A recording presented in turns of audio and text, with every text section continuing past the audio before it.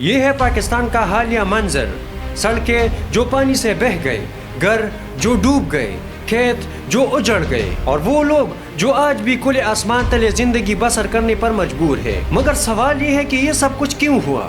صرف بارشوں کی وجہ سے یا اس کے پیچھے کوئی اور کہانی چھپی ہے؟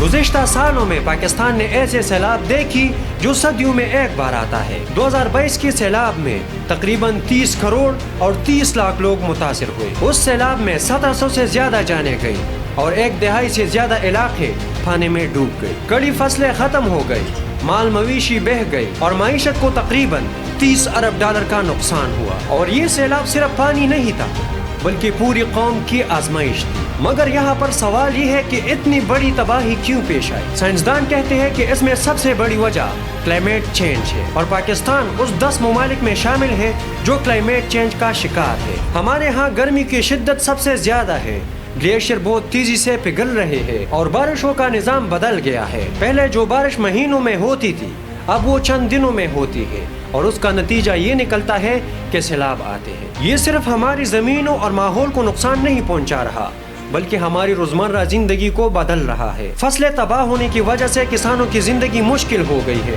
کھانے کی چیزیں مہنگی ہو گئی ہے اور لاکھوں لوگ اپنے گھروں سے بے گھر ہو گئے ہیں۔ اور اس کے ساتھ ساتھ بیماریاں بڑھ گئی ہیں، کیونکہ گندی پانی میں ڈینگی، ہیزا، ملیریا جیسی بیماریاں عام ہوتی ہے۔ یعنی سیلاب صرف پانی کی لہر نہیں لایا بلکہ یہ غربت، بیماری اور بھوک بھی لے آیا۔ یہ بھی ایک حقیقت ہے کہ پاکستان اس کلائمیٹ چینج کا ذمہ دار نہیں، کیونکہ دنیا کی بڑی صنعتیں فضا میں آلودگی چھوڑ رہی ہیں، لیکن نقصان پاکستان جیسے غریب کنٹری کو مہنگا پڑ رہا ہے۔ اس لیے پاکستان اور ممالکوں سے بار بار کہہ رہا ہے کہ ہمیں کلائمیٹ جسٹس چاہیے، یعنی بڑے ملک جو آلودگی پھیلاتے ہیں انہیں ان چھوٹے ملکوں کی مدد کرنی ہوگی۔ 2022 میں اقوام متحدہ نے پاکستان کے لیے کلائمیٹ فنڈ کا اعلان بھی کیا۔